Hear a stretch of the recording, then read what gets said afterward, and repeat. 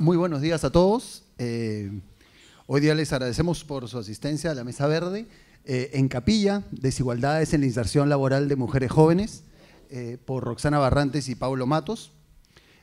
Como saben, Roxana Barrantes es economista de la Universidad Católica del Perú, doctorada por la Universidad de Illinois en Urbana-Champaign y es profesora del Departamento de Economía de la Pontificia Universidad Católica del Perú e investigadora principal del Instituto de Estudios Peruanos, así como miembro del Comité Directivo del Diálogo Regional sobre la Sociedad de la Información, DIRSI.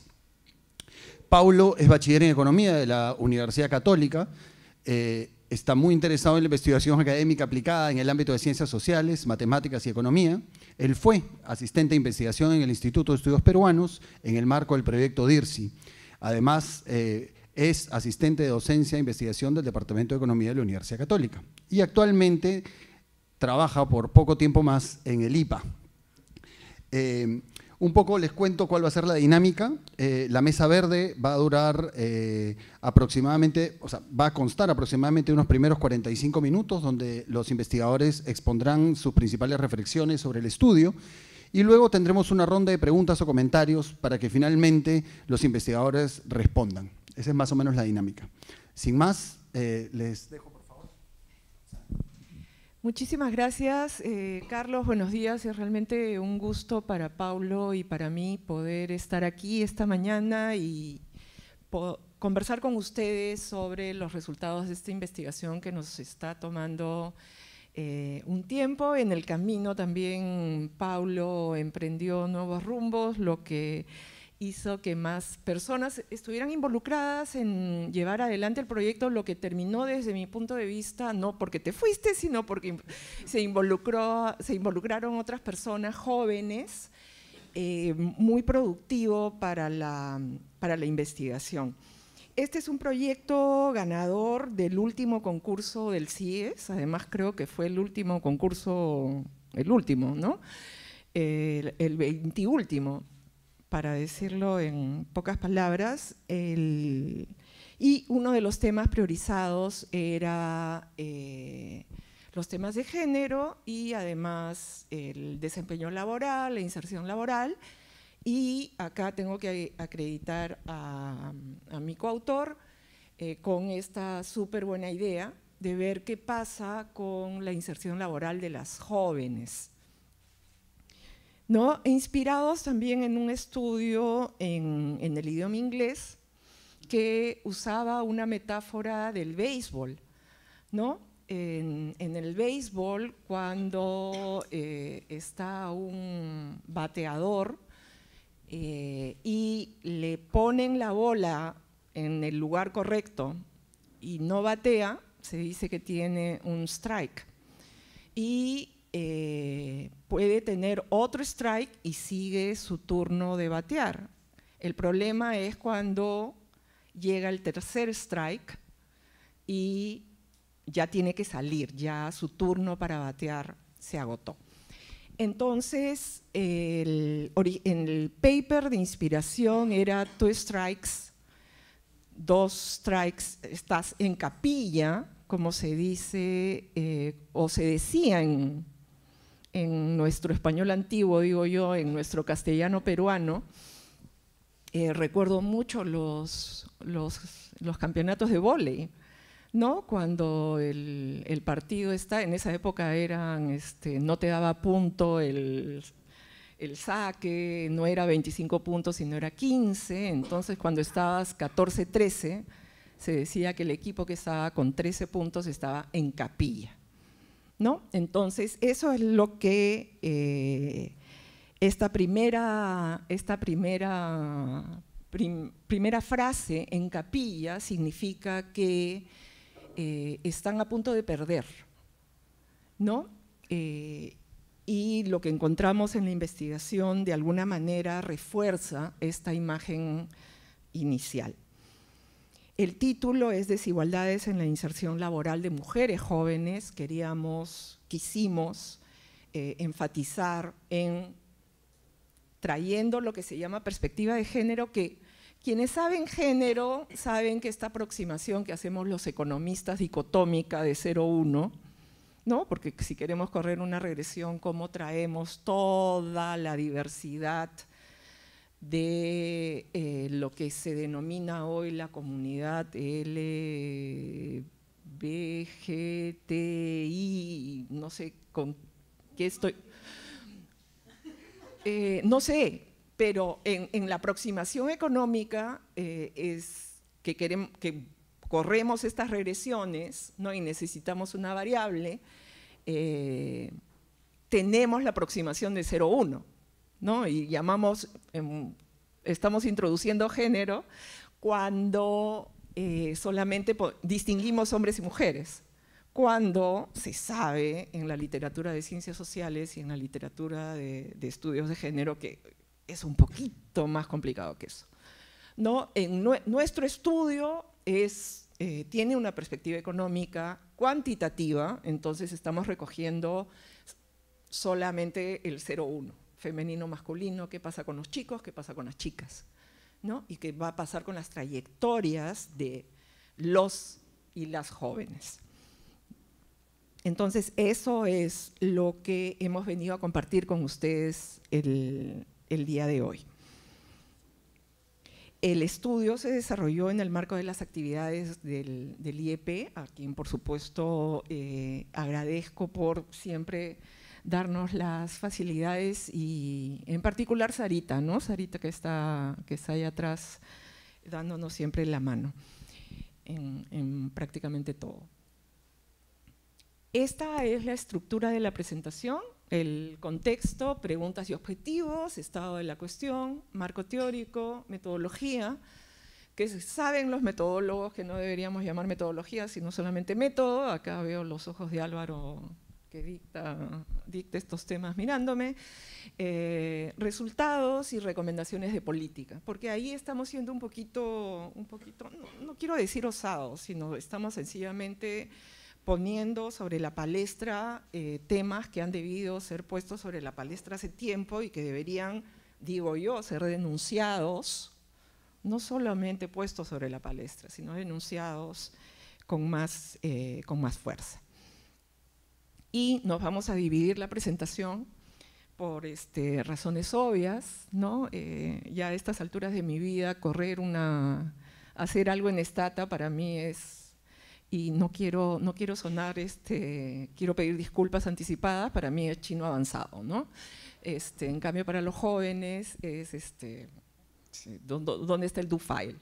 ¿No? Y así es que se mueven. ¿Cuál es el contexto? El contexto es un contexto de formalidad laboral muy limitada, ¿no? Todavía estamos con legislación laboral y con maneras de percibir relaciones laborales que traemos de inicios del siglo XIX, ¿no? Donde estábamos tratando de darle forma a lo que, no sé cuántos de ustedes han visto la película de Chaplin, Tiempos Modernos, ¿no? Esa es una película que tendrían que ver, ¿no? Para ver qué es lo que puede explicar la actual legislación laboral, ¿no?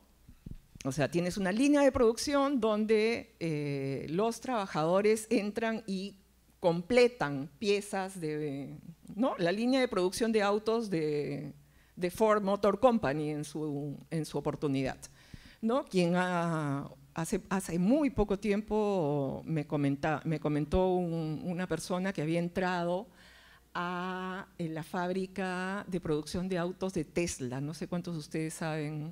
Tesla es un carro que tiene toda la inteligencia en una computadora y que el combustible es conectarlo a la electricidad y eso hace que, por ejemplo, tenga dos maleteras. Tienes sitio atrás y sitio adelante. En una fábrica de Tesla no hay un solo ser humano en el canchón de producción, ¿no? La inteligencia está en el manejo de los robots que arman el carro, ¿no? Eso pues contrasta totalmente con la línea de producción de cuando se inventaron los automóviles y de dónde heredamos los caballos de fuerza, ¿no? Hay encima una anécdota de Ford que dice, si yo le hubiera preguntado a la gente qué quería, me hubieran dicho que querían caballos más rápidos, ¿no? A la luz de lo que son los focus groups y preguntarle a la gente qué quiere, ¿no? Entonces, esa formalidad es una formalidad que en países en desarrollo, y siendo Perú un país en desarrollo, es la que no logramos llegar a esos niveles de formalidad. Ya las hipótesis de por qué ya es tema de los historiadores, y acá, gracias, tenemos historiadores, sociólogos y antropólogos que tendrán mejores hipótesis que yo.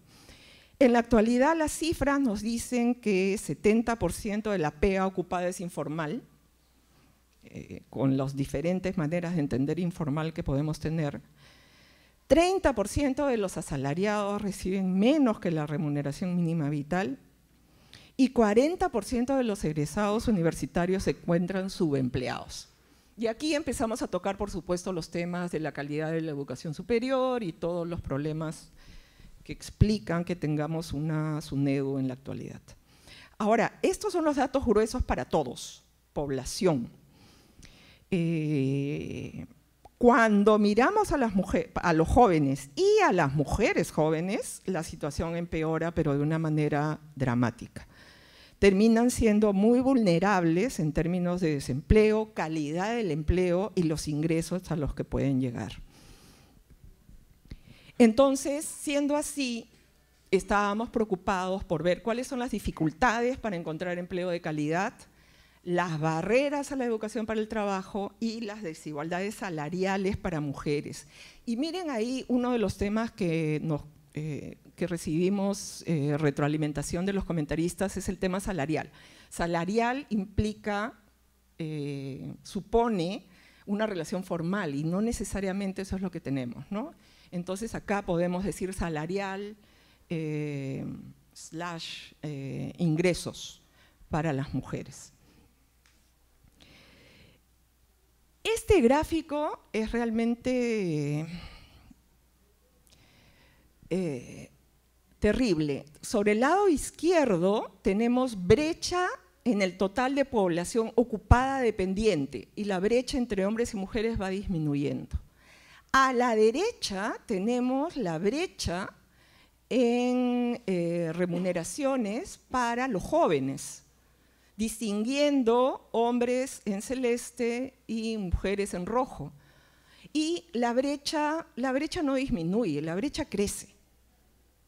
Entonces, esto es hasta 2015 que todavía teníamos algo de un crecimiento económico, digo yo, un poquito más sostenido que el que tenemos ahora. Nuevos paneles del ENAO nos tendrían que estar dando algún tipo de nueva evidencia sobre lo que ha pasado en los últimos años con estos datos. Entonces, lo que estamos viendo es, si bien tenemos brechas entre hombres y mujeres en la población total, estas brechas crecen cuando consideramos a los jóvenes. Ser mujer y ser joven implica una doble vulnerabilidad, o en todo caso los datos nos están diciendo que tenemos un problema particular. A la fecha de formulación del estudio no contábamos con, no pudimos identificar suficientes estudios para que incorporaran ambas dimensiones en el análisis. Entonces nos planteamos abordar estos dos temas: acceso a mercados con empleos de calidad y las dinámicas de ingreso una vez que te insertas en el mercado laboral. ¿Cuáles son entonces las preguntas de investigación que terminamos buscando contestar? ¿Cuáles son las principales barreras que enfrentan jóvenes profesionales? Dense cuenta que acá el tema de… no estamos estudiando el tema del acceso a la educación superior.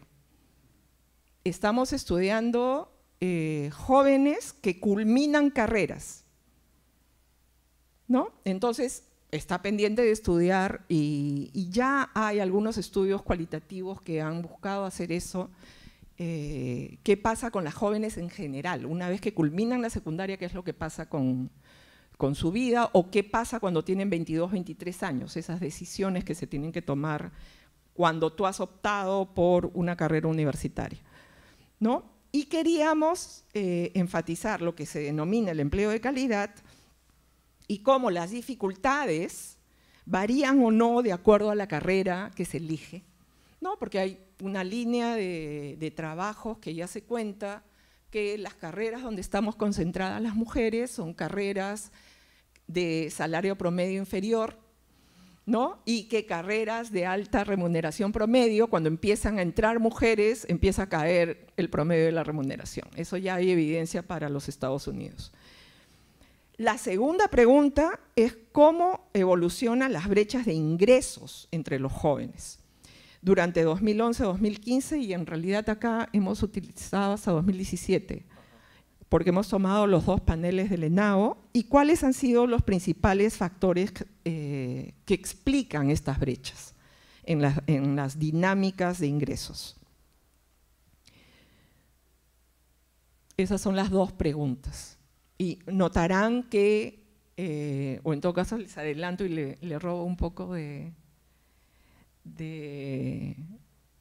rollo a Paulo, para la primera pregunta utilizamos la encuesta nacional de egresados, ¿no? Entonces, son jóvenes que ya tienen una carrera universitaria culminada, están egresados de la universidad. Y en la segunda utilizamos los dos paneles del ENAO con los que se cuenta, ¿no?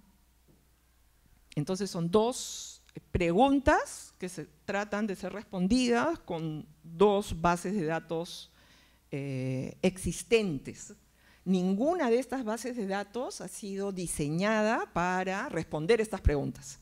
Nosotros hemos mirado los cuestionarios, hemos mirado las variables disponibles y hemos dicho, ok, pueden ser útiles para responder nuestras preguntas. Y esta fue también una de las críticas de los lectores, ¿no? Ustedes están viendo cómo adaptan la base de datos, sí, pues, pero si no, nos quedamos sin responder, sin claves, sin… Intentemos y después veamos quién toma la pelota, quién responde la pelota, para diseñar esta base de datos que sea necesaria, ¿no? Entonces, ¿cuál es el estado de la cuestión? En la literatura tenemos que las principales barreras se encuentran alrededor de la maternidad o la paternidad no planeada, la baja calidad de la educación o procesos migratorios. Eso es lo que nos dice esta revisión de literatura, y uno de los objetivos de la investigación fue tratar de hacer esta revisión de literatura lo más comprensiva posible. Cuando el documento esté ya puesto en la página web del CIES y del IEP, miren esa revisión de literatura, porque además ahí fue que tuvimos la ayuda de jóvenes estudiantes de economía, ¿no? Que tuvieron un trabajo bien fuerte haciendo esa revisión de literatura, ¿no? Y esto es las variables principales. El tema de la maternidad aparece y aparece y aparece y aparece, ¿no? Y acá hemos puesto paternidad y vamos a ver los resultados empíricos que nos dan respecto de la paternidad, y es realmente estremecedor la diferencia entre maternidad y paternidad. Los jóvenes en mayor vulnerabilidad son mujeres en convivencia, donde el jefe de hogar es varón, es también parte de lo que encontramos en la literatura, y ya sabemos todas las críticas con lo de los ninis, ¿no? Ya usar la categoría ya termina siendo poco útil, porque los ninis en realidad nos están diciendo de una mano de obra que tiene a su cargo la economía del cuidado y que no recibe ninguna remuneración. No nos está diciendo que las mujeres no están contribuyendo en nada a la economía, ¿no? Entonces ya el término está, creo que, pasando de moda y pasando de relevancia. Más bien trasladándose hacia los temas de economía del cuidado y cómo la sociedad descansa en las mujeres para tareas de reproducción simple, y acá no están los marxistas, ¿no?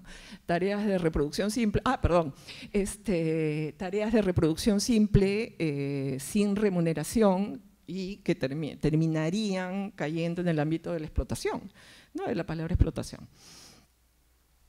Los estudios con datos longitudinales, de niños del milenio, encuentran que en familias con mayor situación de pobreza, los padres suelen priorizar la educación postsecundaria de los hijos varones, y esto para varios de nosotros no debería ser ningún tipo de dato raro, ¿no? De hecho, yo misma, estoy segura que mi mamá nos miraría a todos y diría, no, mi mamá tuvo que dejarla de estudiar la secundaria para poder trabajar, para pagar los estudios de su hermano mayor, ¿no? El único varón de la familia, ¿no? Esto, lo que llama la atención no es que ocurriera en los años 40, lo que llama la atención es que estamos 2019, 2018, estamos en el siglo XXI y sigue pasando, ¿no? Las mujeres, además, son las responsables de dar apoyo emocional y económico a esos hermanos varones, ¿no? Y ahí también volteen nomás y vean quién es hermano mayor, hermana mayor y quién es la que está ahí cada vez que uno necesita algo.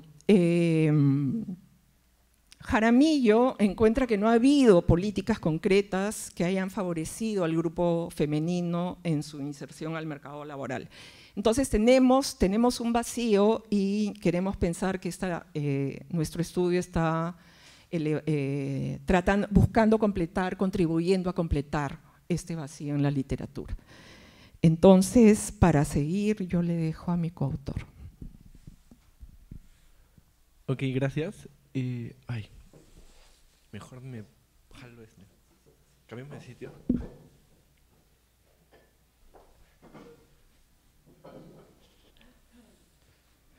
Ok. Bueno, entonces, es un poco resumiendo todo lo que ha dicho Roxana. Queremos ver cómo las desigualdades de género en el mercado laboral en realidad ocurren en un contexto, ¿no?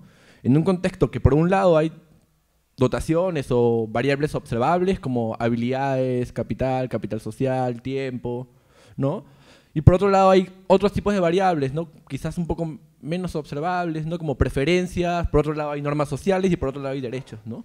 Y todo este contexto en realidad interactúa y confluye para dar lo que pasa en la realidad, ¿no? Para ver el resultado, ¿no? La desventaja, ¿no? Por un lado, las preferencias, podríamos ver cómo la carga familiar se distribuye inequitativamente entre hombres y mujeres, o cómo podríamos ver además cómo un empleador a una mujer en edad de maternidad aproximadamente, en comparación de un hombre en edad reproductiva, en principio va a haber un sesgo también ahí, también se ven, ¿no? Hay derechos y leyes, como lo que dijo también Roxana, y que también probablemente estén en desfavorecimiento, ¿no? Todo esto ocurre y se pone en conjunto para configurar las desigualdades de género en el mercado laboral que ocurren ahora, ¿no? Pero hablemos un poco más de la metodología. La metodología en realidad va de la mano con las preguntas de investigación, ¿no? Por un lado, queremos analizar las diferencias en el acceso a empleos de calidad y por otro lado las desigualdades en el crecimiento de ingresos, ¿no? Bueno, en ingresos vamos a ver un poco tanto como dependientes como independientes, ¿no? Y sobre las diferencias en el acceso a empleos de calidad, en realidad no nos vamos a enfocar, como lo he hecho en general la literatura anterior, y quizás esto sea un plus de lo que estamos haciendo, de forma muy general, ¿no? Sino vamos a enfocarnos en primera parte en jóvenes, pero también en los jóvenes, entre comillas, entre los más privilegiados, ¿no? Son aquellos que han tenido una carrera universitaria, la han terminado además, ¿no? Algunos quizás han interrumpido, pero han llegado a culminarla y ahora están en el mercado laboral, ¿no? Entonces, por un lado, cuando vemos, no, la informalidad es una cosa de, digamos, los estratos más bajos niveles socioeconómicos, quizás con esto desmentimos un poco esto, ¿no?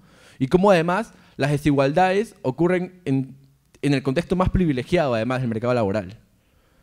Bueno, entre comillas, ¿no? Porque podríamos ver que en realidad esto es bastante amplio, ¿no? O sea, una cosa es alguien que ha estudiado en una universidad del estatus de calidad el top 5 o el top 10, y otra cosa alguien que esté llegado en la cola más baja, ¿no?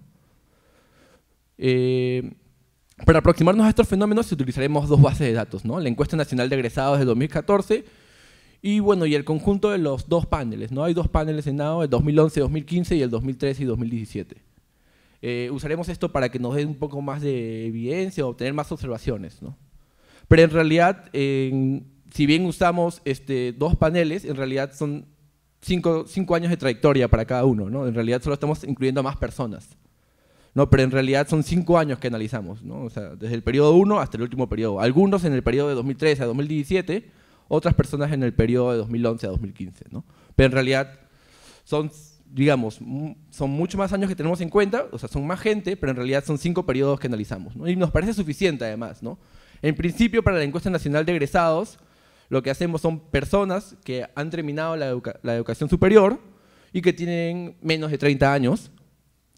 Y en la encuesta panel son personas que tienen menor a 25 años en el primer periodo. Es decir, en el último periodo tendrán como máximo 30 años. Entonces, en principio, las dos bases de datos tienen a un grupo de población similar, menor a 30 años, ¿no? En el panel analizamos desde muy temprano, digamos, hay bastante gente de 18 años hasta 25 y hay gente que empieza a los 25 pero también llega máximo a los 30 años, ¿no? La primera base de datos será para estudiar las desigualdades en la inserción y la segunda más para estudiar las dinámicas de ingreso, ¿no? Son 4 hipótesis de trabajo, ¿no? Por un lado, las 2 primeras van asociadas a la primera metodología y las 2 segundas a la segunda metodología, ¿no? Las voy a leer para un poco estar lo más concreto posible. La hipótesis 1 dicen, existen barreras significativas para el acceso de mujeres jóvenes a empleos de calidad, donde el seguimiento de estudios de posgrado, meses de experiencia laboral y la calidad de la educación superior importan, ¿no? Por otro lado, la hipótesis 2 dice, las barreras de género al acceso a mercados de empleo de calidad van variando de acuerdo al tipo de carrera profesional que eligieron las mujeres. Una cosa es elegir una carrera como ingenierías, matemáticas, y otra cosa es elegir una carrera como ciencias de la salud, o quizás otra como artes, culturales, o humanidades, y entre otros, ¿no? Las barreras van variando de acuerdo de este tipo, ¿no? Y quizás tenga que ver con que en ciertas ramas de la ciencia probablemente haya más estereotipos preliminares que en otras, ¿no? O que de repente también tiene que ver con la asignación basada en normas sociales de lo que se asume que profesional de cada ciencia debe ser. Bueno, en este tipo de ciencia esperamos ver un hombre, en este otro tipo de ciencia esperamos ver a una mujer. Y quizás también tenga que ver bastante con eso, ¿no? La hipótesis 3, por otro lado, nos dice que la movilidad laboral, y probablemente estén muy correlacionadas, ¿no? La movilidad laboral y la maternidad temprana juegan un rol importante en la explicación de los diferenciales de crecimiento laboral, ¿no? Y cómo vamos a ver cómo la maternidad y la paternidad, o sea, juegan un rol hasta con efectos contrarios, ¿no? Por un lado, ya adelantado también, la paternidad va a tener un efecto probablemente positivo y la maternidad va a tener un efecto probablemente negativo, y muy negativo, ¿no? Una vez estimadas las brechas, lo último es estimar, ok, nosotros observamos todo esto, observamos, digamos, tu nivel socioeconómico, el nivel de ingreso de tu hogar, observamos qué estudiaste, si tienes estudios de posgrado y otras cosas que observamos, pero luego de eso vamos a ver que en realidad aún quedan bastantes cosas por explicar. Es decir, todo este modelo explica tanto, sin embargo, hay bastante de la brecha que no está explicada. ¿A qué se debe eso? ¿No? Y probablemente ahí vamos a ver lo que tiene que ver con un poco la discriminación y otros contextos que tienen que ver con estereotipos y normas sociales, ¿no? Entonces, bueno, algo primero que es la pregunta inicial o preliminar quizás, ¿qué entendemos por empleo de calidad? ¿No? En principio hemos tomado 2 definiciones, ¿no? Informalidad, que es la misma definición que entiende el INEI, como una persona que trabaja, o si es independiente, trabaja en una empresa que no tiene RUC, y si es dependiente, trabaja en una empresa que no tiene RUC, por un lado, y además no tiene beneficios sociales, ¿no? Y para el subempleo usamos la definición que usa Lavado, Martínez y Yamada, que entiende subempleo como aquel egresado universitario que no trabaja en una ocupación profesional, es decir, cuando le preguntan, esta es bastante también subjetiva, pero digamos es la única forma que teníamos, que le preguntan la ocupación que usted realiza la puede realizar cualquier otra persona que no haya seguido sus mismos estudios. Si responde sí, esta persona está ocupada como subempleada, ¿no? Y también tenemos otra definición, que es la definición de ingreso, que tiene que ver cuando tú trabajas, digamos, un determinado número de horas y tu salario está por debajo de un nivel determinado, ¿no? En realidad vamos a coger un salario de nivel de ingreso, ¿no? Un ingreso promedio. Ok, para la primera metodología tiene que ver con las desigualdades en el acceso al mercado laboral. No voy a extenderme mucho en las ecuaciones, pero sí en lo que hay detrás de la metodología. Las decisiones en el mercado laboral probablemente no ocurran como todas a la vez. Es decir, es algo más bien como algo dinámico, algo que va ocurriendo en diferentes nodos de decisión. Es decir, tú primero decides por buscar trabajo, es decir, salir de estar fuera de la no PEA, o sea, ponerte a buscar trabajo. Luego hay otra decisión, o en realidad no es tanto una decisión, o es un resultado que más bien es que encuentras efectivamente trabajo o estás desempleado. Pero por otro lado, que también es otra decisión importante, tiene que ver con qué tipo de trabajo buscas o qué tipo de trabajo encuentras, ¿no?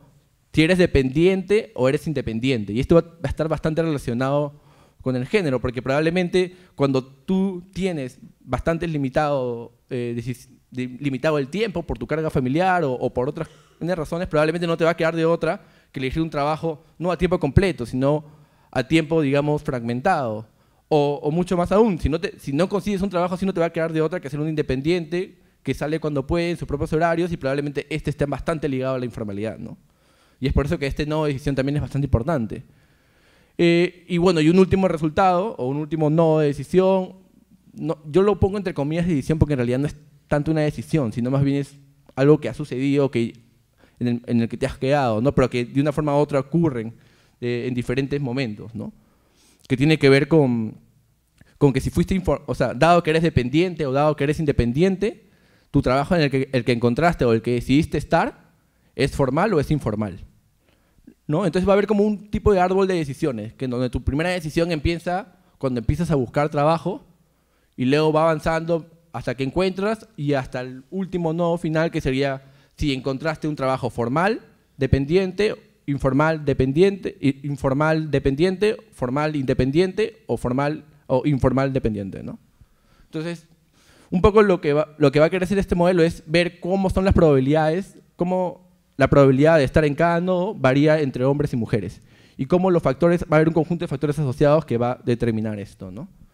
Yo creo que se va a entender un poco mejor cuando veamos los resultados, ¿no? Y cuando veamos a ver el árbol, que es lo que viene, ¿no? La segunda metodología es más bien un modelo de desigualdades salariales en el tiempo.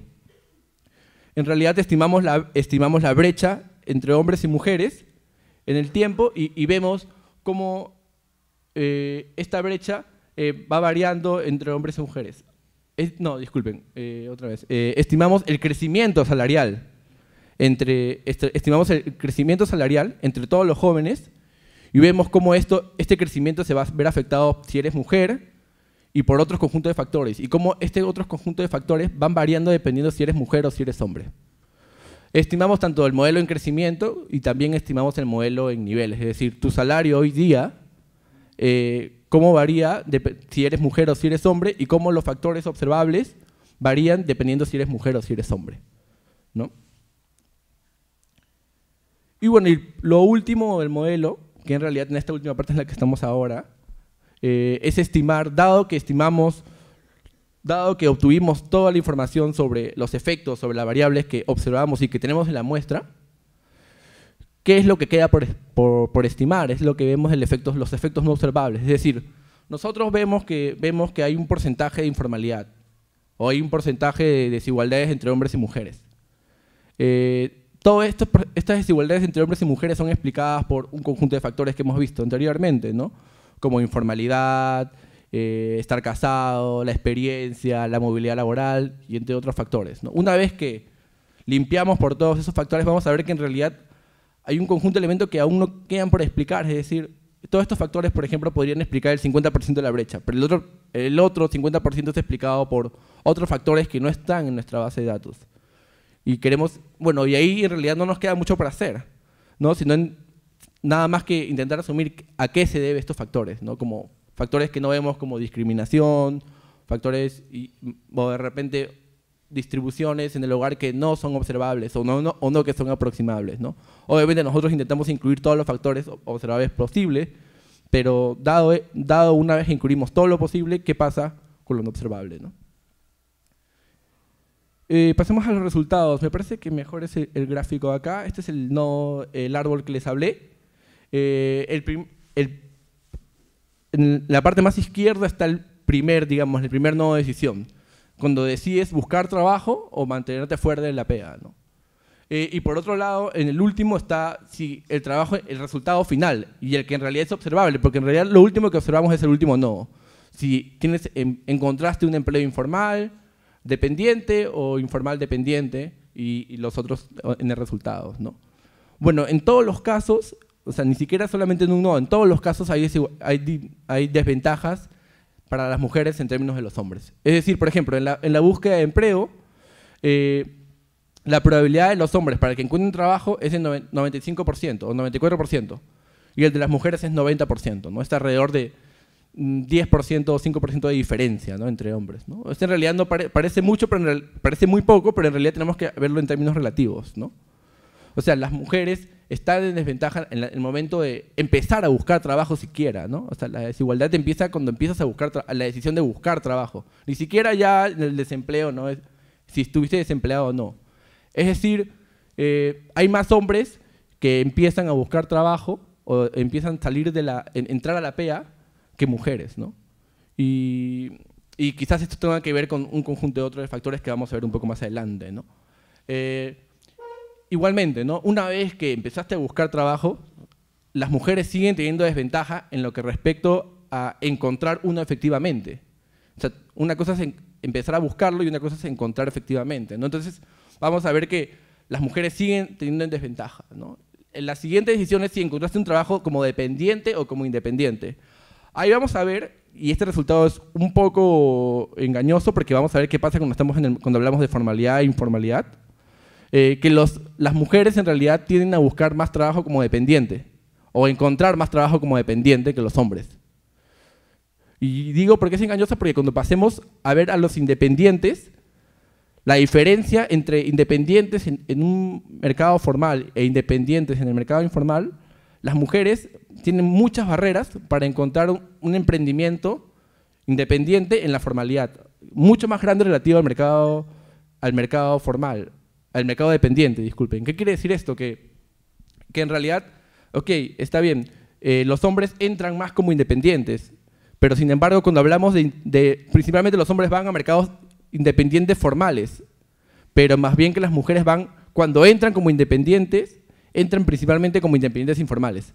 Es decir, como, no sé, podríamos poner como un ejemplo como el ambulante, o quizás alguien con una bodega, o una tienda muy pequeña, sin RUC y sin nada, ¿no? Entonces, en ese sentido, este es bastante grave, ¿no? En el sentido que los resultados afirman que en todos los nodos del mercado laboral existen desigualdades y existen barreras para las mujeres, ¿no? E igual también para el mercado, una vez que hablamos, o sea, si bien las mujeres tienden a buscar más trabajo, tienden a encontrar más trabajo como dependiente, igual los hombres siguen teniendo ventaja con respecto a ser dependiente formal o ser dependiente informal. Y los mismos resultados se replican cuando hablamos de subempleo, ¿no? Son muy similares. Voy a ver, este es un resumen de todos los resultados o los factores que explican cada uno de los nodos anteriores. Buscar trabajo. Bueno, los factores negativos están los de siempre: ser mujer, lengua nativa de la madre, menor nivel educativo, estudiar carreras de ciencia de la salud. Y más bien encontramos como factores positivos como contar con un título profesional, estudiar un posgrado y las habilidades en términos de computación, internet, manejar todas estas herramientas informáticas, ¿no? Con respecto a encontrar empleo, factores negativos: ser mujer, igual, estudiar carreras asociadas a humanidades, ciencias naturales, exactas y ciencias de la salud. Por otro lado, factores positivos, disculpen, los sitios están al revés.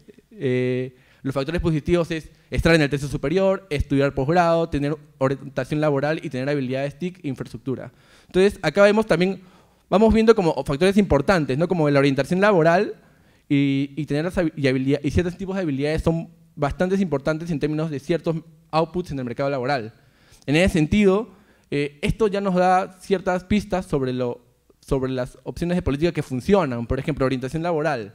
Si vemos que en el resultado del mercado laboral las mujeres están en desventaja de los hombres y vemos que la orientación laboral tiene un efecto positivo, entonces quizás deberíamos sesgar nuestra inversión más hacia las mujeres para revertir un poco este resultado adverso en el mercado laboral, ¿no?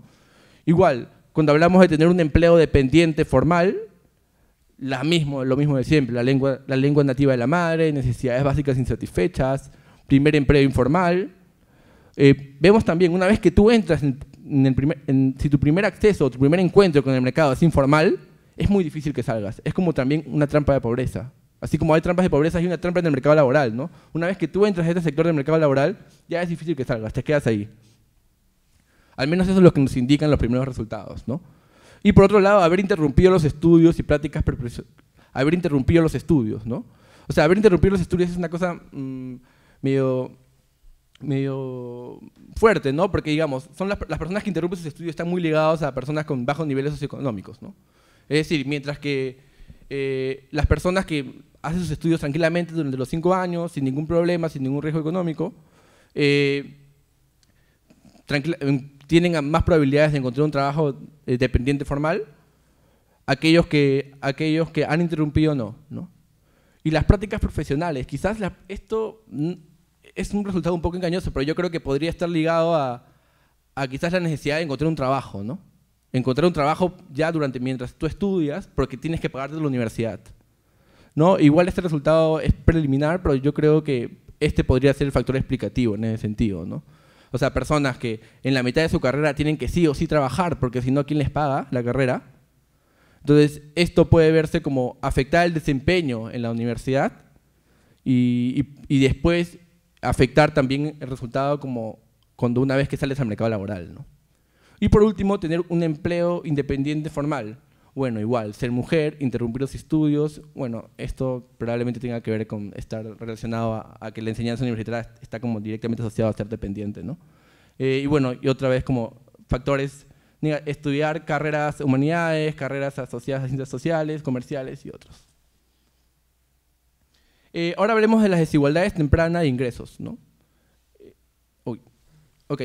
Ser mujer afecta negativamente tanto el nivel de ingresos como el nivel de crecimiento del ingreso. Por otro lado, ser informal, rural y la alta movilidad laboral son factores negativos. Y bueno, y acá también quiero afirmar que todos estos factores, cuando los interaccionamos con ser mujer, todos estos factores aumentan. Es decir, ser rural y ser mujer es peor. Ser informal y ser mujer es peor, ¿no? Tener alta movilidad y ser mujer es peor. O sea, no solamente son factores en generales negativos, sino que cuando los interactúas con ser mujer, empeoran, ¿no? Por otro lado, estar casado o convivir es positivo para los hombres, mientras que es negativo para las mujeres. Entonces, ahí podremos hablar que es en este momento donde empiezan a haber las desigualdades entre las distribuciones de tareas en el hogar, ¿no? Entre hombres y mujeres, ¿no? Por otro lado, la maternidad afecta también negativamente a las desigualdades tempranas del ingreso. Y por último, el nivel de educación de la mujer resalta como un factor que favorece el ingreso. Es decir, cuando vemos el nivel de educación es positivo, pero cuando lo interaccionamos con ser mujer es mucho más positivo. O sea, el impacto es como que creciente. Es decir, invertir en educación para las mujeres es rentable, ¿no? Y tiene altos resultados, ¿no? Y bueno, esto fue todo sobre los resultados. Roxana va a complementar un poco con las recomendaciones de política. Gracias, Paulo.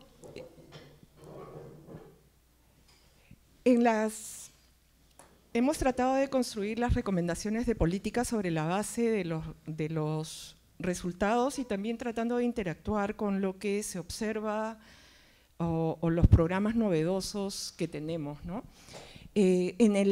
Por el lado del Ministerio de Educación nos parece que podríamos tener mejor orientación vocacional y acompañamiento. entiendo que en la actualidad se está fortaleciendo la Dirección General de Bienestar del Educando, ¿no? Esta dirección podría comenzar a tomar acción también sobre la orientación vocacional, además identificando a las mujeres jóvenes que están interesadas en seguir educación superior y que están dentro de lo que, por lo menos desde la Encuesta Nacional de Egresados, nos da como una situación de vulnerabilidad, que es con madres con bajo nivel de educación o madres que tienen como lengua materna una lengua que no es el español. O sea, tenemos ahí un trabajo que va a terminar siendo masivo, pero que no es masivo en términos de la identificación de las personas que necesitan el apoyo de política, ¿no? Además, si los títulos te dan mejores probabilidades de acceder a mejores empleos, programas de titulación. Muchas veces pasa, y esto uno lo ve en la católica, hasta entre comillas, hasta en la católica, que los chicos te dicen, no, tengo que trabajar un año para tener los 2.000, 2.500 soles que me cuesta titularme, ¿no? Y no dan el paso siguiente, o sea, es como que el huevo y la gallina. Para pagar los 2.500 necesitan trabajar, pero hasta que no paguen los 2.500 su salario va a ser remuneración mínima vital, ¿no? O menos. Entonces ahí hay espacio para políticas por el lado del Ministerio de Educación.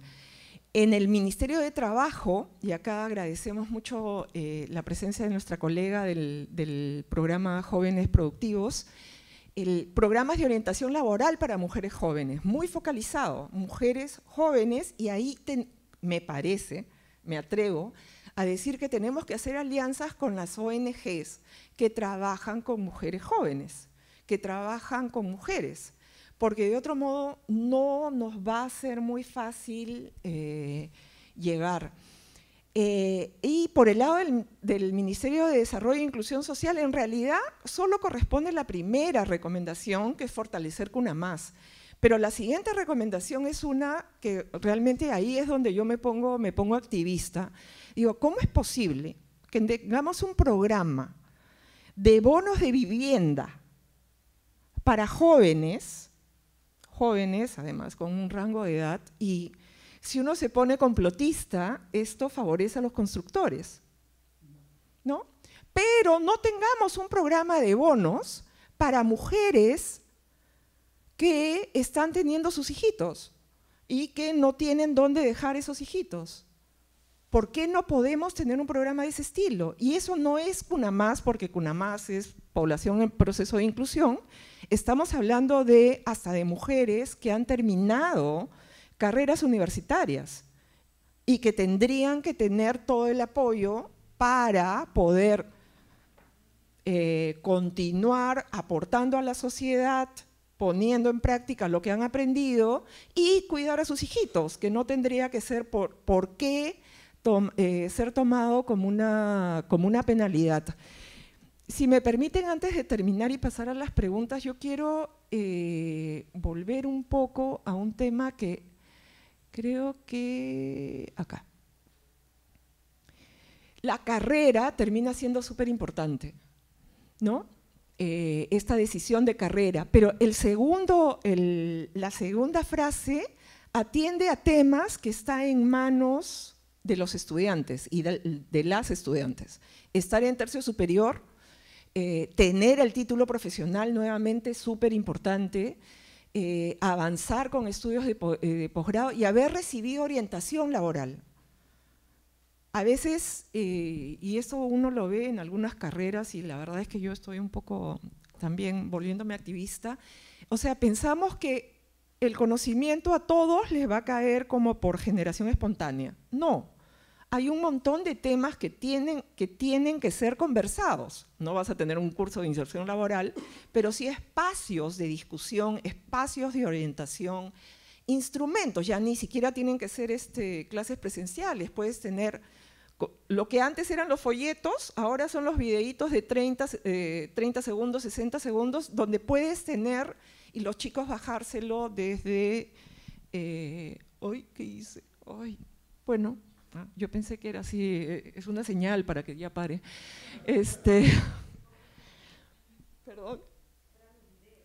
¿No? Dar paso a los videos. Miren, desigualdades tempranas de ingreso, nuevamente rural, y acá hay un trabajo de Chris Boyd que también nuestros resultados refuerzan los resultados que obtuvo Chris sobre la ruralidad, ¿no? Que el efecto es mucho peor en las mujeres que en los hombres. Y esto es algo que nuevamente termina molestando un poco, ¿no? Convivir o estar casado resulta que es un factor positivo para los ingresos de los hombres y negativo para los ingresos de las mujeres, ¿no? Claramente hay una desigualdad en la asignación de tiempo, ¿no? Sobre las tareas de cuidado entre hombres y mujeres. Y ahora sí, terminamos. Muchísimas gracias.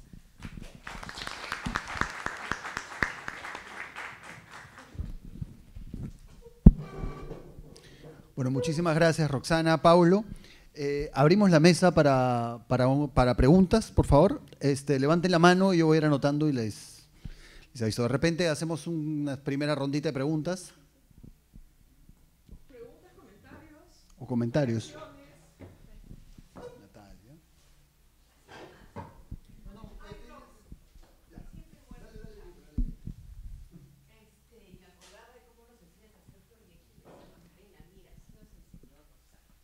Roxana, dos comentarios en realidad, porque como tú sabes, sobre modelos y resultados numéricos es poco.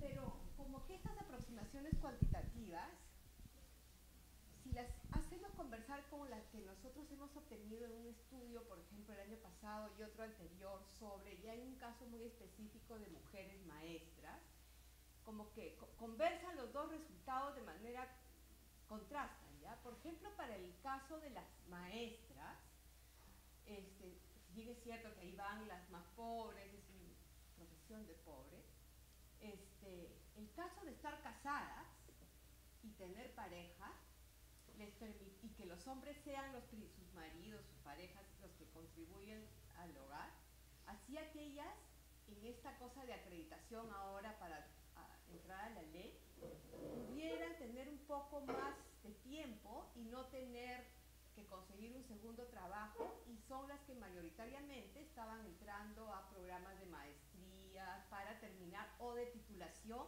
para terminar de acreditarse y poder mejorar sus condiciones laborales entrando a la carrera pública. Entonces, hay estas dos cosas, una que es perniciosa y otra que no sé si es positiva, porque sus pobres maridos deben estar con estrés, pero les está sirviendo para mejorar su inserción al mercado laboral y su formalización. En el caso también del Ministerio de Educación, se ha detectado unas zonas del Perú donde la carrera no se puede implementar porque son lejanas y ningún profesor, por más que gane los concursos, acepta esas plazas. Entonces quedan unos maestros, unas plazas que todos los años tienen que ser cubiertas por profesores sin título pedagógico. Y en estos casos no hay, los gobiernos regionales están haciendo lo posible por crear programas, políticas para titulación. Y las políticas para titulación están dirigidas básicamente a profesores varones, porque son, siendo menor cantidad los varones que las mujeres en el mercado, en la oferta de gente que podría titularse, porque no tienen en cuenta los horarios de cuidado, ¿no? Y que son personas, mujeres en edad netamente reproductiva con hijos chicos. Entonces no hay posibilidades. Entonces estaba pensando cómo hacemos para que investigaciones que tienen resultados puedan para mejorar. Y en el caso del Ministerio de Educación, es la Oficina del Bienestar del Educando, pero hay que mirar la Oficina del Bienestar Docente, que son los que están pensando cómo hacer para mejorar aspiraciones de las maestras, de los maestros, a la inserción a la carrera pública y a que tengan más posibilidades de seguir acreditándose, porque esta inserción no solamente es entrar y que te nombre, sino que para avanzar tienes que tener en los 2 años tal vez cursos, maestrías.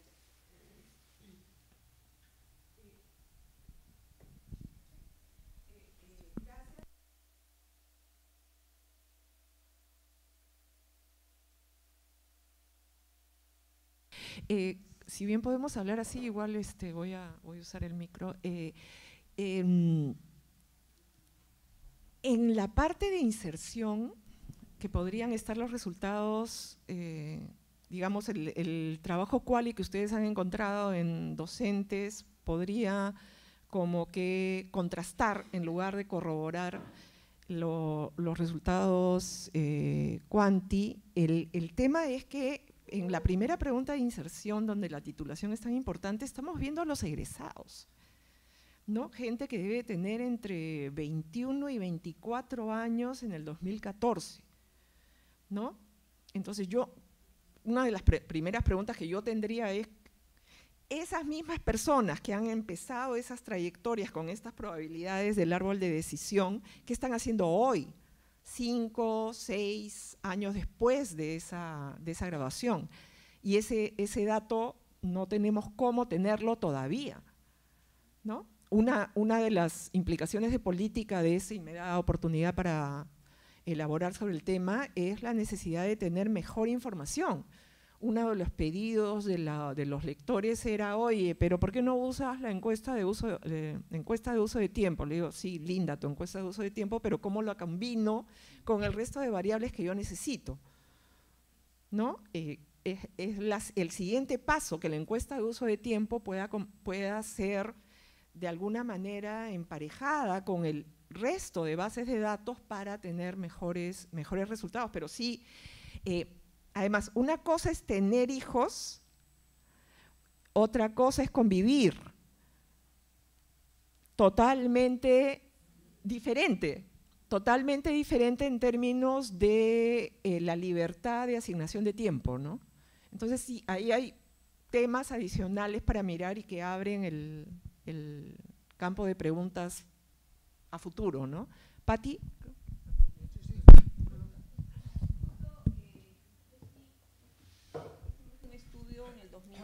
Un estudio quali sobre género y desigualdad.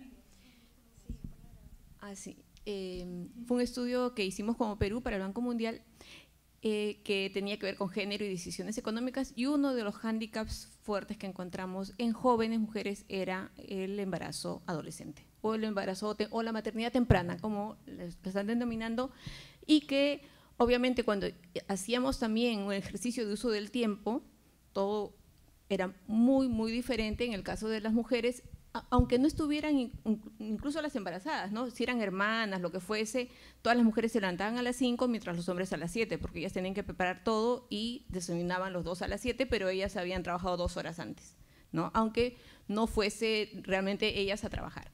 Pero en ambos casos, tanto hombres como mujeres, en zonas más pobres estaban fregados. O sea, ¿cuál es la diferencia? O sea, yo entiendo que hay la diferencia de género, pero ¿cuál es la diferencia?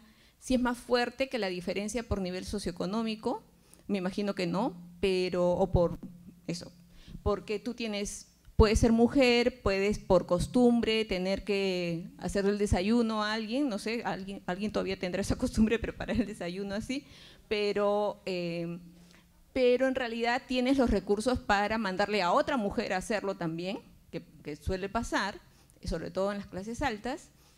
Entonces no sé cómo se da ese tipo.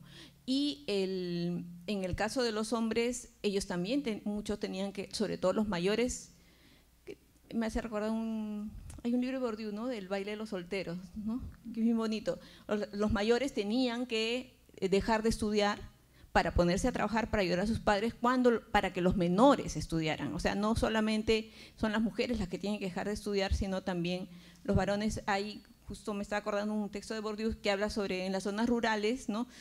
Dice el baile de los solteros, porque también en las zonas rurales en Francia los hombres mayores, los mayores, se quedaban trabajando para que los hermanos menores pudieran seguir trabajando. Entonces, sí creo que sí hay una relación, creo que el análisis cuantitativo sí va en relación con lo que uno hace de manera cualitativa, que si bien son estudios de caso, creo que alimentan lo cuanti.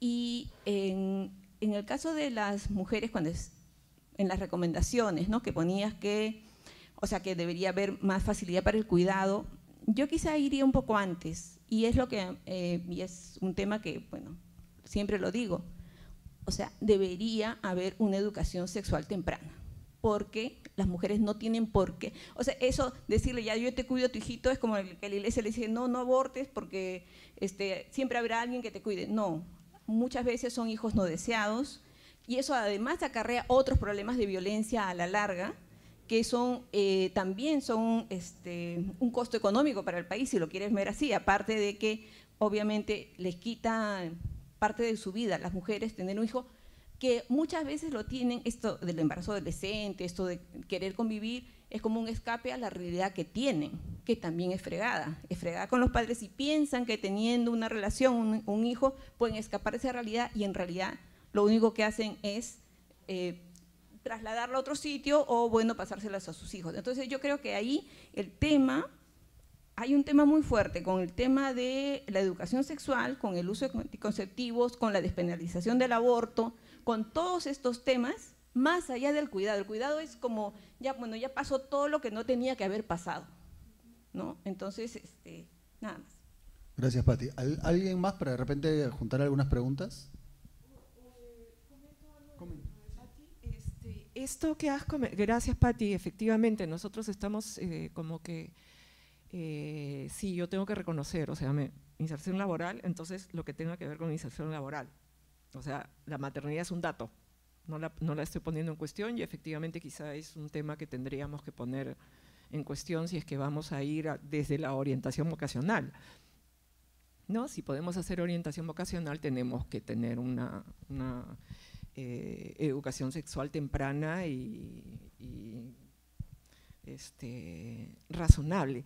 El tema que has mencionado está en el estudio que acaban de publicar, el año pasado publicaron, creo que Lorena Alcázar, María Ballarín, ¿no?, Maffer Rodríguez y Cristina Glave, que precisamente combinaron algo de métodos cuanti con métodos quali para ver la vulnerabilidad de las jóvenes, ¿no? Y eso que has descrito, que has comentado, perdón, de jóvenes que encuentran un mecanismo de escape en esta convivencia temprana, que termina siendo además una convivencia, no sé si hasta que nace el hijo, a veces se quedan solas antes que nazca el hijo, con todo lo que eso significa, y en la transmisión intergeneracional de la pobreza, ¿no? Entonces, por lo menos hay, para eso hicieron un conjunto de entrevistas, y es un trabajo muy, muy interpelador, ¿no? Ahora, recordar, para el tema de inserción, nosotros estamos tomando graduadas universitarias, ¿no? Entonces, si bien debe haber personas en niveles socioeconómicos los más bajos, no tantas, digo, ¿no? No tantas. Con lo cual tú te pones a ver, oye, si hasta en clase media para arriba encuentras estos temas, y acá quería comentar esto que Paulo lo saltó, a nivel de las probabilidades, ¿no? Porque, claro, yo sé, los cualitativos, esto de las probabilidades, pero a la hora que quieres sustentar un presupuesto por resultados, un PPR, te van a ir a preguntar estas probabilidades. Y estamos encontrando estas probabilidades bien diferenciadas para mujeres y para hombres, ¿no? Entonces, quizá puede ser útil a nivel de estas probabilidades mirar el tema, ¿no? ¿Alguien tiene alguna otra pregunta, algún comentario? Ula y después Tani.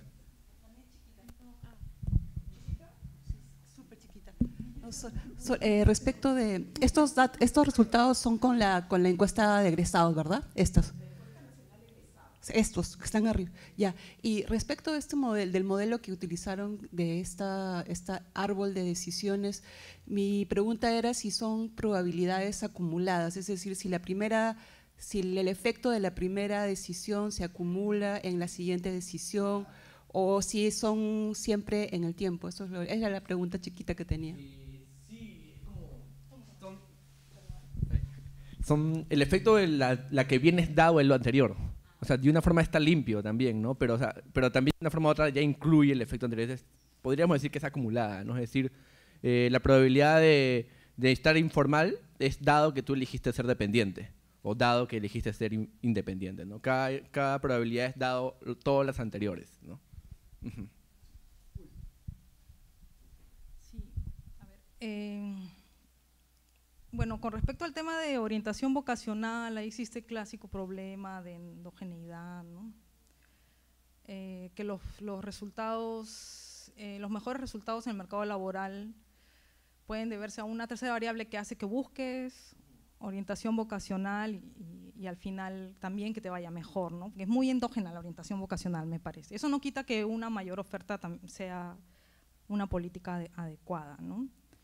Después, si entiendo bien, esto de que las mujeres rurales, o sea, que la intersección entre ser mujer y ser rural es negativa, ¿no? Es usando la ENAO, ¿no? La ENAO Panel. Ahí sí no estás distinguiendo, no estás quedando con mujeres profesionales, sino son de acuerdo. Claro, claro. Ahí yo supongo que lo que a mí se me ocurre, supongo que ustedes también ya lo habrán pensado, es que bueno, en el área rural la prevalencia de la agricultura hace que la fuerza física sea un mayor determinante o un determinante más importante de los ingresos y eso puede hacer que la brecha aumente y no sé qué han pensado al respecto. Y también quisiera saber su interpretación con este impacto mayor de la educación en mujeres que en hombres, ¿no? De repente iría en el mismo sentido, no sé qué han pensado para poder interpretar este resultado, ¿no? Diferenciado por género de la educación. Sobre el rural, me parece, o sea, puede ser también lo que tú dices sobre la fuerza física. Yo también creo que de repente es que todos los mecanismos, por ejemplo, de machismo, de desigualdad, se acentúan mucho más. O sea, si en el ambiente urbano hay inequidad en las distribuciones en las tareas de las casas, es decir, en el ambiente rural probablemente esto sea por 10 o por mucho más, ¿no? Entonces yo creo que eso podría ser un factor. La fuerza física también podría ser un factor en el mundo rural agropecuario. Y sobre la educación, me parece que podría ser dos, bueno, ahora se me ocurre uno, ¿no? Tendría que ver que, claro, dado que en promedio, digamos, en el mercado actual, el nivel educativo es mucho menor a las mujeres, invertir en una persona que es menor, que el nivel es menor, digamos, siempre va a ser la rentabilidad mayor, ¿no? Hasta que se llega a la igualdad, digamos. Entonces, me parece que, así como en los países de bajo, o sea, el paralelo podría ser, así como en los países de bajo PBI, las tasas de crecimiento son más altas, porque los niveles son más bajos, digamos, en personas donde el promedio de educación es menor, una inversión adicional en educación es mucho más rentable que una persona que ya tiene, digamos, secundaria, terciaria, posgrado y todo, ¿no? Entonces, en ese sentido podría ser, ¿no? Sí. Oye, mejor ponértela así. Sí. También podría ser que para hombres hay empleos remunerados, altamente remunerados con bajos niveles educativos como en construcción, ¿no? Y que no hay para mujeres. También podría ser claro. algo de... Ajá. Claro, como que no hay alternativa adicional, ¿no? O sea, entonces la mujer sí o sí tiene que ser mucho más educada que el hombre. Porque claro, una mujer trabajando, digamos en la calle como ambulante, sufre mucho más riesgos también.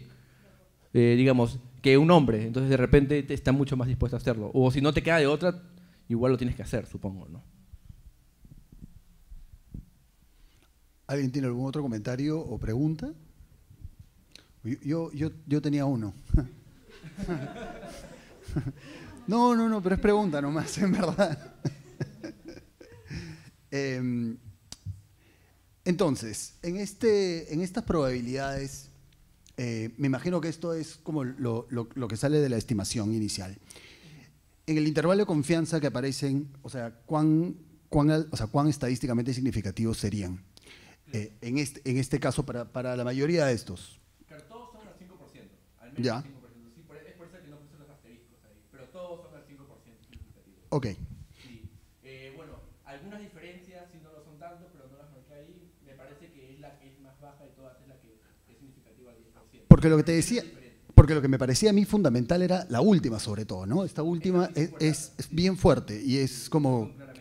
Y quizás ahí, si volvemos a la página anterior, creo que era donde estaba esto que no había presentado, en esta. Entonces, claro, aquí lo que es interesante, lo que me parece interesante, bueno, hay dos cosas que me parecen interesantes y me gustaría ver cuál es un poco su opinión. Bueno, lo primero es que estamos hablando de este grupo de jóvenes mujeres, ¿no? Entonces, si tú empiezas ya con estas condiciones iniciales de joven, es bien interesante mirar también cuál es la trayectoria de largo plazo que viene ocurriendo ahí. Porque yo supongo que todo empieza de una brecha quizás un poco más pequeña y esto ahí va a terminar ampliándose de todas maneras, ¿no? Además, ahorita vemos el caso de una mujer que tiene de repente, no, sale embarazada, tiene su primer hijo, pero de repente tiene 2, de repente tiene 3 y la cosa es totalmente distinta.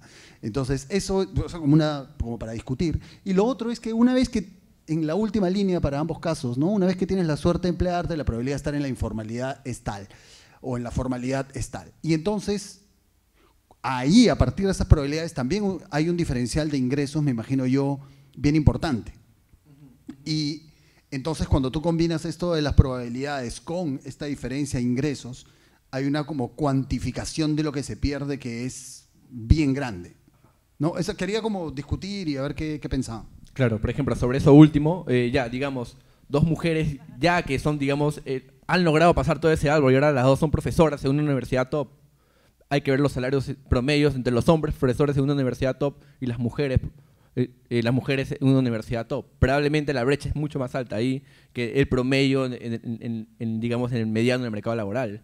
O sea, lo que me parece que dice la literatura, y que no nos estudiamos tanto acá, pero que nos podría dar algunas pistas, es que las brechas llegan a crecer mucho más al inicio, es decir, al inicio, digamos, de los peores, en la cola peor del mercado laboral, los informales y todo, y mucho más grande también en la cola superior, digamos, los management, digamos, los jefes, los profesores, los académicos, llega a ser mucho más alta también. Entonces, en los dos extremos las brechas llegan a ser mucho más altas que en el medio, en promedio, ¿no? Entonces, también ambos son temas de estudiar, ¿no? Y es por eso que también se está hablando mucho de desigualdades en el mundo académico, desigualdades en los puestos de management, también de ciencias, matemáticas, tecnologías, ¿no? Entonces hay muchas desigualdades ahí. Eso es en un lado. Y luego, ya me olvidé, ¿cuál era la anterior a esa? Lo de largo plazo, sí. Y lo que sí, por ejemplo, eso se puede ver y eso rompe un poco de los mitos, ¿no? Porque un mito que se escucha, y además que lo escucho decir hasta profesores de la Católica, de repente algún profesor mío, bueno, ¿para qué estudian la brecha de género? Si la brecha de género se va a desaparecer en el tiempo, es cuestión de tiempo. Es cuestión de que pasen 10, 20 años y la brecha va a ser así. Y de repente vemos, en verdad, el promedio es engañoso, ¿no? Porque tú ves, y bueno, el INEI, la brecha de género salarial es 30 y tantos por ciento. El año pasado fue 35, hemos mejorado, ¿no? Pero eso es cuando vemos el promedio, y por eso digo que los promedios son engañosos. Pero cuando vemos qué pasa en diferentes grupos de edades, por ejemplo, cuando vemos en los grupos jóvenes, empieza corta y va aumentando, llega un momento que aumenta más, ¿no? Entonces esto va a variar. Los promedios son, uno, que los promedios son engañosos, y dos, es que probablemente estudiando diferentes grupos de edades, las desigualdades van a aumentar más, ¿no? Y no porque el promedio te dice que va reduciendo, y probablemente este promedio va reduciéndose porque por algún determinado motivo, por algún momento que eso se va a estancar. Y que por más que pasen 40, 50 años, se acabe el mundo primero, la brecha va a seguir siendo probablemente significativa si seguimos y no hacemos políticas al respecto, ¿no? Sí. Sí, y solamente como una pequeña réplica o comentario ahí, que es, entonces, lo que... ¿Cuál es el porcentaje hombres-mujeres que estamos estudiando en la encuesta de egresados? Porque ahí también me imagino que hay una diferencia que es importante. Ajá, ajá. Y tiene que ver también con otro conjunto de barreras, o quizá el mismo conjunto de barreras, que también, digamos, como que, ¿no? Digamos, ponen el argumento mucho más fuerte también. El promedio general, bueno, es muy similar al de 30%, me parece que es alrededor de entre 25 y 30%. Entonces, en realidad se parece a la brecha promedio también, ¿no? Pero, bueno, esto podría ser, o sea, podría replicarse muy similar, ¿no? Hay más mujeres, ¿no? Claro.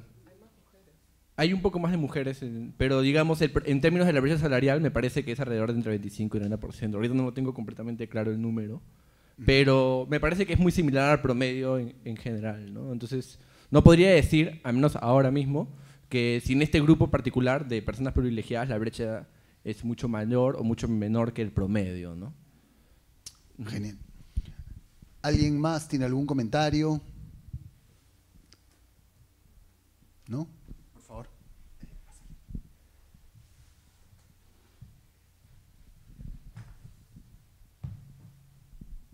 Gracias, buenos días. Mi nombre es Beatriz Manrique, soy del Ministerio de Trabajo y justamente en relación a la recomendación que colocaban ahí sobre orientación laboral, quería entender un poquito mejor también cómo lo están definiendo justo orientación laboral, porque puede entenderse como esa orientación en relación a la búsqueda de empleo que tienen que tener también las mujeres sobre cómo hacer, por ejemplo, un currículum vitae o pasar una entrevista laboral o algo mucho más georreferenciado sobre la demanda laboral o los beneficios del empleo formal, los contratos, o es que han encontrado algo más, porque mucho depende también de las expectativas que tenga la empresa para dar una mejor orientación y de las mismas beneficiarias, qué es lo que les está faltando. Entonces, en el estudio ustedes han encontrado algo más específicamente que podrían llevarse por esa vía. Yo puedo decir que en el estudio mismo no. Lo que estamos tratando de hacer es, a partir de los resultados del estudio, es tratar de decir qué le falta hacer al Estado en términos de provisión de lo que desde el punto de vista económico se llama bienes públicos, que es la información. ¿Qué oportunidades están abiertas? ¿Cuáles son oportunidades que cumplen con toda la normativa? ¿Dónde están los empleos mejor remunerados? Pero eso es en la educación para saber qué decides o qué no decides. Claro, hay personas que van a… Toda mi vida quise ser filósofa, seré filósofa, no importa si me pagan o no, pero otras personas sí están en una decisión, además que puede ser una decisión estratégica. Ahora estudio y gano y luego voy a estudiar lo que realmente quise toda mi vida, ¿no? Entonces, del estudio mismo no puedo decir que necesitan esta otra información. Ese detalle no lo sabemos del estudio, pero sí lo podemos plantear en términos de que las mujeres, así como los jóvenes en general, necesitan una información que no necesariamente las universidades les dan, ¿no? Muchas universidades, y acá critico mi propia casa de estudios, o sea, les cuesta trabajo pensar que están formando profesionales. O sea, quieren pensar que están formando estudiosos de la realidad. En algunos casos sí, pero la mayor parte de los estudiantes son estudiantes que van a ir a desempeñar profesiones, ¿no? Entonces, ni siquiera les dan orientación, ni siquiera hay una oficina que les diga, tú como practicante tienes estos derechos y estas obligaciones. No, ni siquiera. Con lo cual, reciben toda esa información del empleador. Y claro, yo empleadora, ¿qué es lo que más me importa? Que dedique la mayor cantidad de horas. Yo no le voy a decir, no, sí, a la hora que te ponen una clase adicional puedes irte, ¿no? O sea, lo puedo hacer como persona, de buena voluntad, pero digamos en un entorno masivo, hasta las entidades públicas. Las entidades públicas son muy, y desde mi punto de vista, a veces tontamente estrictas con los horarios de prácticas de los chicos. Tienes que marcar hasta esta hora, y si no marcas hasta esta hora es una hora que tienes que recuperar. Y en realidad estás recuperando una hora de clase que no estaba originalmente en el horario porque algo pasó, ¿no? Entonces, hay un trabajo desde el Ministerio de Trabajo de tener esta información disponible. Y si uno se pone a pensar ahora con todos los mecanismos TIC y etcétera, tienes para hacerlo de una manera que no sea tan cara, que dé a conocer y ponga la información de los derechos y obligaciones, evidentemente, disponible y comprensible, ¿no? Porque a veces también, y acá ya me está mirando, ya cállate, a veces cada uno, es como cuando uno llama para que le arreglen el teléfono, ¿no? Entonces uno dice, mi teléfono no funciona, entonces uno O sea, uno no es especialista en telecomunicaciones, mi teléfono no funciona. Entonces la persona que está entrenada en el telemarketing te dice, te manda una frase totalmente técnica que tú no entiendes. ¿Pero qué significa eso? Entonces te dice averiado, desconectado, sin señal, y tú no sé de qué me hablas.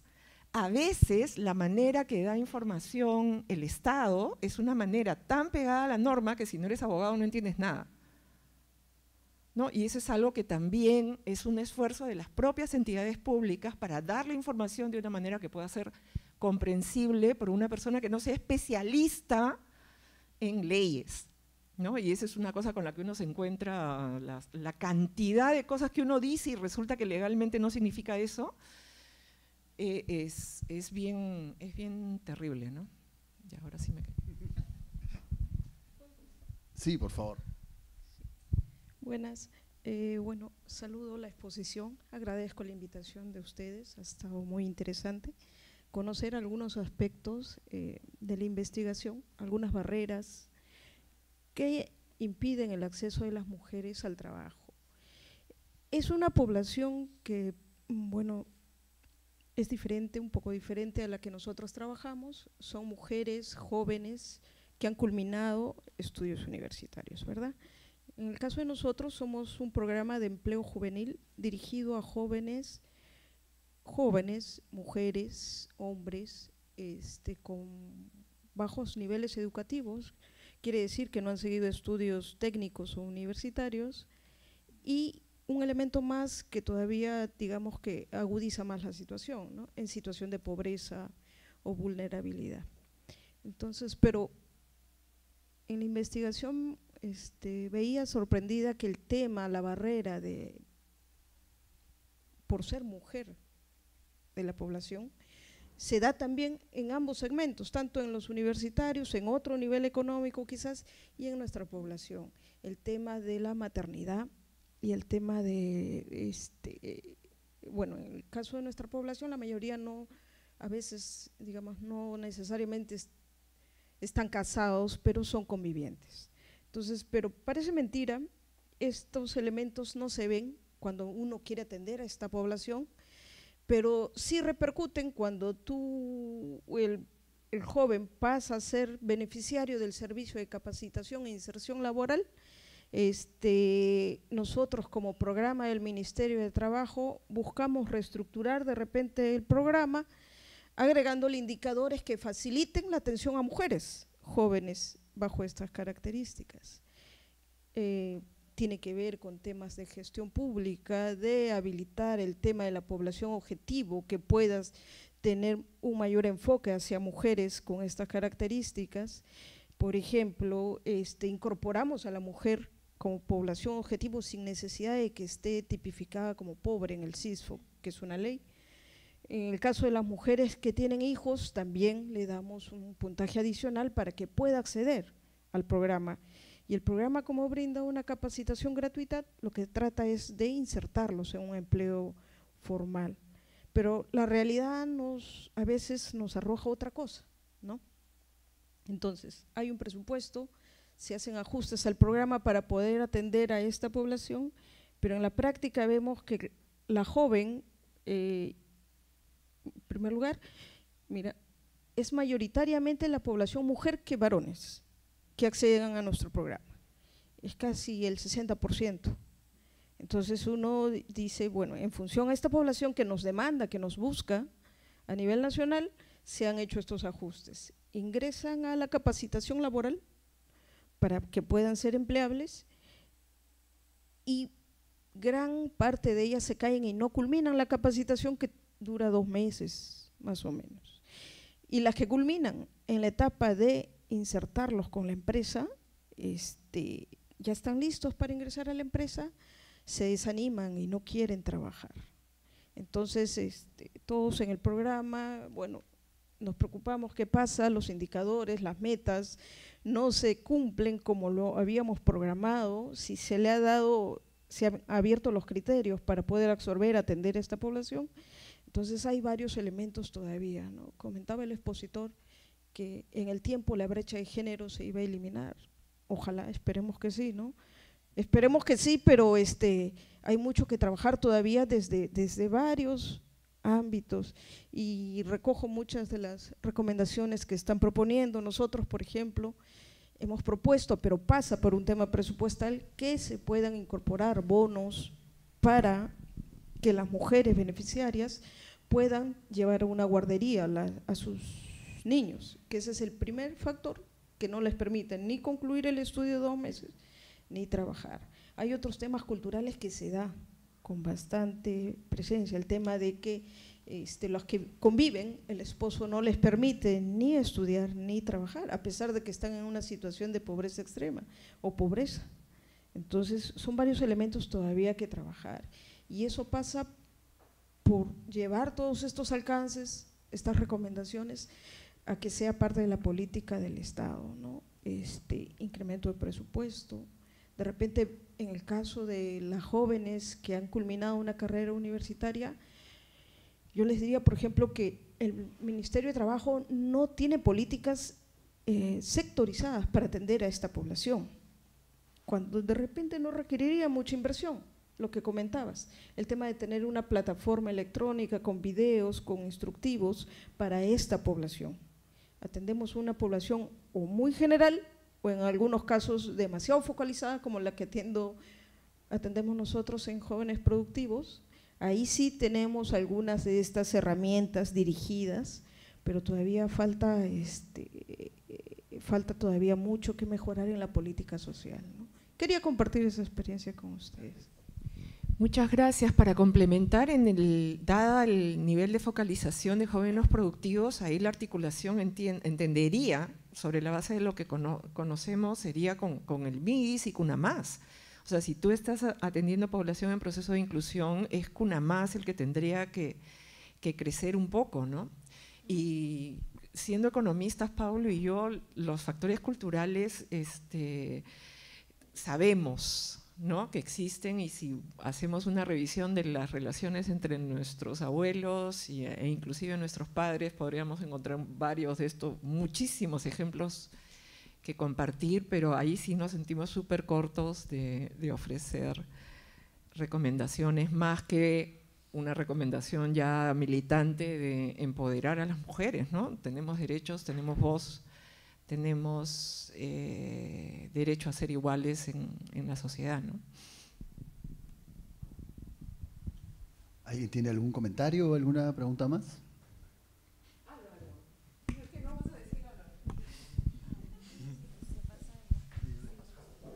Yo, una cosa muy chiquita, muy puntual, o sea, creo que para un tema de énfasis, más que otra cosa, creo que, digamos, parte de lo interesante es que casi siempre que se habla de estos problemas en otros países, el tema es el acceso al trabajo en general. Acá más bien, creo que lo más interesante es que quienes quieren encontrar empleo, es la brecha más pequeña, existe, es importante, pero lo que importa más es la de la informalidad y formalidad, ¿no? Entonces sí creo que es una manera de diferenciar el caso peruano, y también, yo sé que el tema no es la informalidad ni mucho menos, pero de taquito creo que pueden entrar a el debate que hay si la informalidad es un tema, la versión de Soto, Loaiza, o sea, no es que las mujeres se enfrenten más trámites con el Estado, ni que le tengan sean más reacias al Estado de las mujeres. Va por otra cosa totalmente distinta que tiene que ver con las precariedades y que es la última opción de empleo. Entonces creo que no es el tema, pero puede servir para meterse ese debate también y ver que la relación entre o sea, claro, la versión contraria es la de mercados segmentados y todo esto, y claro, se habla siempre de activos sociales y políticos, y ahí no apareció el tema de género. Entonces quizá uno de los temas dentro de esta cuestión de activos sociales y políticos sea una cuestión muy ligada al género, que creo que se interrelacionan muy bien. Creo que es lo interesante del caso peruano. Totalmente, totalmente, lo has hecho con una claridad, así es que no sé si está grabado, me lo pasan para ponerlo. Para ponerlo en la motivación y las conclusiones, porque efectivamente, no solo de taquito, ¿no? Creo que está ahí como para meter el gol sobre el tema de… el tema no es el acceso a empleo, es la calidad del empleo lo que está en cuestión, ¿no? Sí, gracias, Álvaro. Bueno, muchísimas gracias. Muchísimas gracias a ustedes, Roxana, Pablo, muchísimas gracias a todos por estar aquí. Pues un aplauso, por favor, y muchas gracias.